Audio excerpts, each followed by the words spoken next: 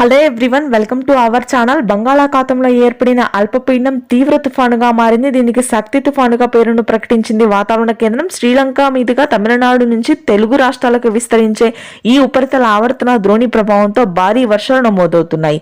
రాయలసీమ వ్యాప్తంగా గత 2 తుఫాన్ల ప్రభావంతో కుండపోత వర్షాలు ఉన్నప్పటికీ మరొకసారి నెల్లూరు, ప్రకాశం, తిరుపతి, చిత్తూరు, అన్నమయ్య, సత్యసాయి, కడప ప్రాంతాల్లో భారీ వర్షాలు కురుస్తాయని వాతావరణ కేంద్రం వెల్లడించింది. డిసెంబర్ 19, 20, 21 తేదీల్లో ఈ వర్షాలు మరింత ఉధృతంగా ఉన్నాయి. తమిళనాడుకి ఆనుకుని ఉన్నటువంటి తెలుగు రాష్ట్రాల జిల్లాల్లో అత్యధిక వర్షపాతం ఉండడంతో రెడ్ అలర్ట్ ని వాతావరణ కేంద్రం ప్రకటించింది ఈ జిల్లాలకి.